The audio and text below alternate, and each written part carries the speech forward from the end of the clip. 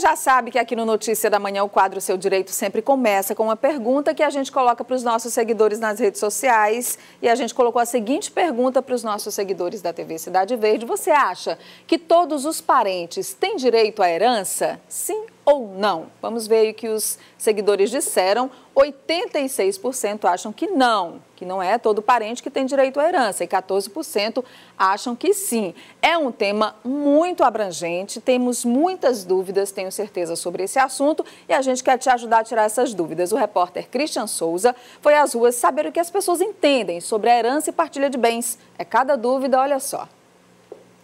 Herança é um negócio muito complicado? Às vezes sim, por causa que a família tem vários filhos, aí fica bem difícil para dividir os bens. Não, a minha dúvida é o sistema como vai fazer o inventário, né? Dependendo da herança do vai fazer o inventário, aí fica tudo entre o advogado e a prefeitura. Então você termina o herdeiro não lucrando nada com a herança.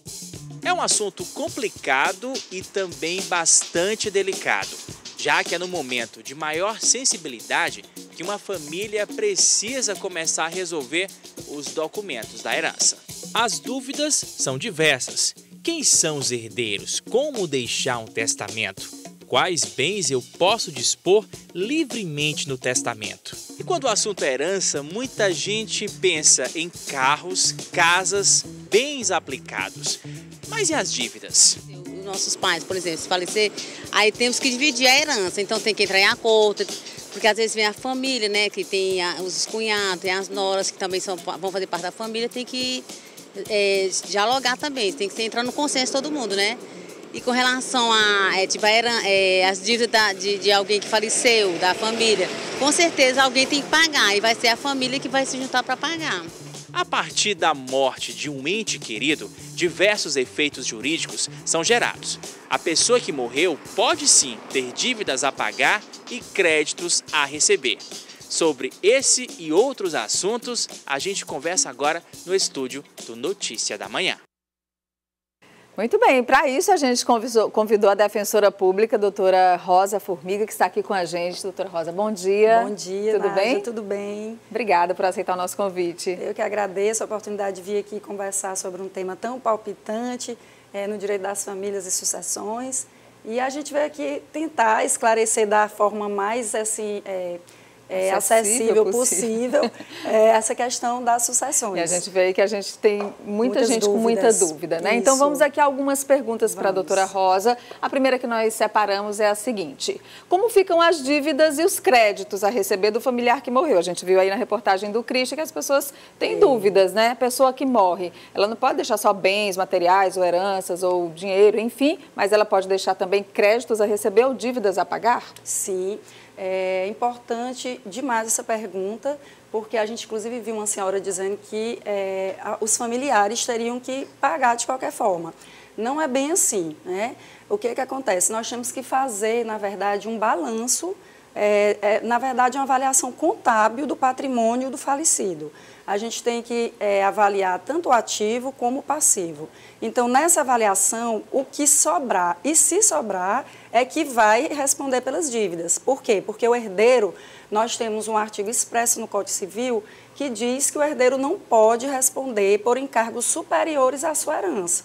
Então, depois de abatidas as dívidas, o espólio, que é o que a gente chama aqui, o que representa a herança, no momento da abertura da sucessão, então aquele espólio, nós vamos abater as dívidas, nós vamos abater as despesas do funeral, os familiares podem abater do espólio as despesas do funeral, nós vamos acrescer os créditos que eles têm a receber, doações que receberam, no caso falecido, para somente separar a ameação do cônjuge, se for casado ou em união estável, do companheiro, né? Então, após todos esses procedimentos, que às vezes é bem complexo, porque dependendo do patrimônio do falecido, às vezes você tem que ter até realmente uma ajuda de um contador, de uma pessoa mais especializada, para que a gente faça esse levantamento do ativo e do passivo. Tá bom. Então, após isso, aí se paga a dívida. E uma observação, Caso o espólio não tenha como pagar, que a gente chama, caso o herdeiro não tenha como pagar, declara-se a insolvência. O herdeiro ele não pode desembolsar do próprio dinheiro para pagar a dívida do falecido. Bom, acho que ficou bem claro aí para os nossos telespectadores, então, sobre esse assunto, dívidas e créditos. Agora aqui, quem entra na partilha da herança, doutora Rosa? Certo. A herança, nós temos na legislação a previsão de uma relação preferencial, que é o que a gente chama de herdeiros legítimos. E dentro dos herdeiros legítimos, nós temos os necessários, que a gente chama. Quem são os herdeiros legítimos? Descendentes, ascendentes, cônjuge e colaterais até o 4º grau, netos, por exemplo. Então, o que acontece? Entra na partilha, você pode colocar a herança tanto por testamento como a previsão em lei, que é justamente essa relação preferencial. Então, a pessoa que vai testar, ela tem que respeitar 50% para testar. Então, ela só pode testar 50%. Por quê? Porque os outros 50% têm que ser dos herdeiros necessários, que a gente chama de descendente, ascendente e cônjuge. Daquela linha direta ali de sucessão da pessoa. Então, o testamento pode prever que pessoas que não têm grau de parentesco entrem, mas tem que preservar esse percentual de 50% para a família. Isso. E já existem entendimentos jurisprudenciais, doutrinários, contrariamente a isso, porque existe a autonomia da vontade do testador, mas ainda predomina, com certeza, a legislação nesse sentido, que tem que se preservar a legítima por questão de preservação dos entes mais próximos ao falecido, aos familiares. Vamos à próxima pergunta, então. Quais documentos se pode deixar em vida para definir melhor essa partilha? Certo.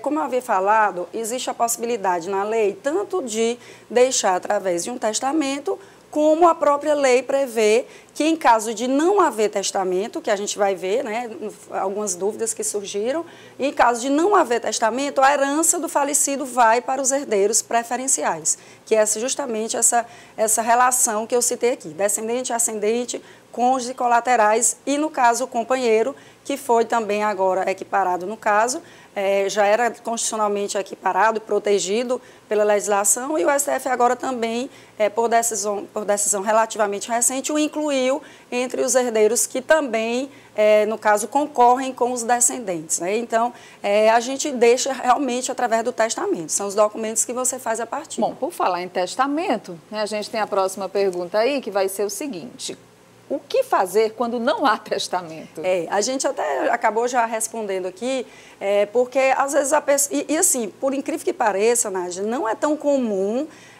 o brasileiro, no caso, estou falando, né, do nosso país, deixar testamento, por incrível que pareça, porque assim, é justamente a questão da renda.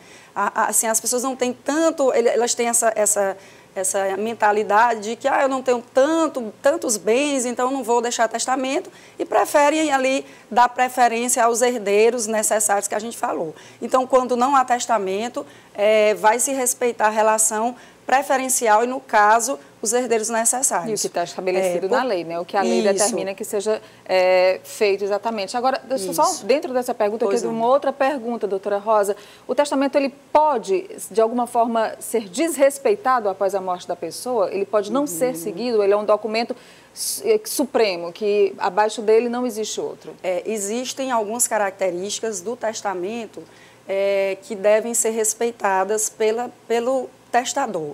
E são características que são passíveis de anulação, de nulidade ou anulabilidade, caso não sejam respeitadas. Porque o testamento, nós temos vários tipos de testamento previstos na legislação. Temos os ordinários e os extraordinários. Quais são os ordinários?